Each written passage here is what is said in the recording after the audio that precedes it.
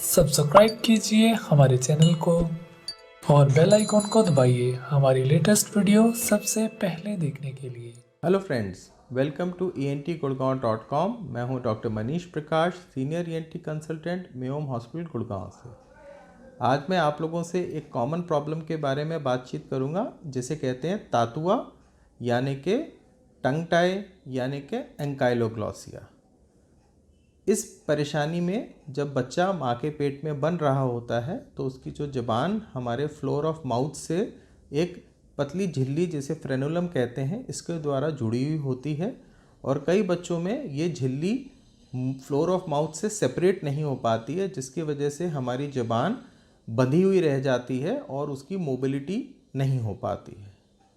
ये अक्सर जब बच्चा पैदा होता है तो उसके मुंह के अंदर देखने पे इस कंडीशन को पता किया जा सकता है। कुछ बच्चों में ये बहुत ही माइल्ड ग्रेड का होता है और अक्सर ये बच्चे के बोलने या खाने पीने में कोई प्रॉब्लम नहीं देता है। कुछ बच्चों में ये मॉडरेट या सीवियर ग्रेड का टंग टाई हो सकता है, जिसकी वजह से टंग की मोबिलिटी इफेक्ट रहती है। इसके वजह से बच्चे को बोलने में, बच्चे को दूध पीने में प्रॉब्लम हो सकती है। और अक्सर हम देखते हैं जब बच्चा 2-3 साल का होने लगता है तो बच्चे को जो बोलने के अक्षर होते हैं उसमें मुश्किल होती है और बच्चा कई बार इसकी वजह से तुतला भी सकता है और उसकी बोली में सफाई भी नहीं होती है।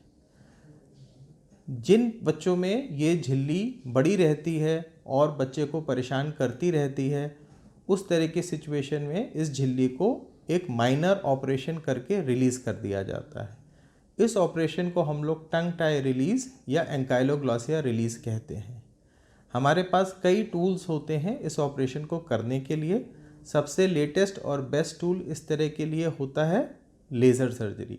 लेज़र में हम बिना किसी ब्लीडिंग के, बिना किसी छाले के पड़ने से इस बैंड को रिलीज़ कर देते हैं और बच्चा सेम ही दिन पे बहुत अच्छे तरीके से खाने पीने लगता है। और ऑपरेशन के कुछ दिन के बाद हम बच्चे की स्पीच थेरेपी की शुरुआत करते हैं, जिससे बच्चे को बोलने की प्रैक्टिस करी जा सके और बच्चे के टंग के मूवमेंट्स को हम जितना अच्छा कर सकेंगे उतनी ही अच्छी बोली बच्चे के लिए हम अचीव कर सकेंगे।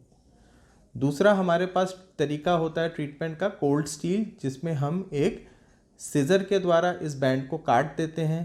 उसमें थोड़ा सा ब्लीडिंग होता है, उस ब्लीडिंग को हम या तो बाइपोलर कॉटरी या फिर एड्रेनालिन गॉज के थ्रू पैक करके कंट्रोल करते हैं। ये ऑपरेशन को हम लोग जनरल एनेस्थीसिया में करते हैं या माइल्ड सेडेशन के अंदर करते हैं, जिससे बच्चे को कोई दर्द ना हो और कोई तकलीफ़ ना महसूस कर सके। ऑपरेशन के बाद बच्चे को हम लोग आइसक्रीम या फिर ठंडी चीज़ों का सेवन करने की सलाह देते हैं। कोई भी हार्ड चीज़, शार्प चीज़ या कोई मिर्च या मसाले वाली चीज़ नहीं देते हैं, जिससे बच्चे का घाव जल्दी से भर जाए और बच्चा जल्दी से ही बोलने लगे और बच्चा जल्दी से ही बेटर हो जाए। Thank you.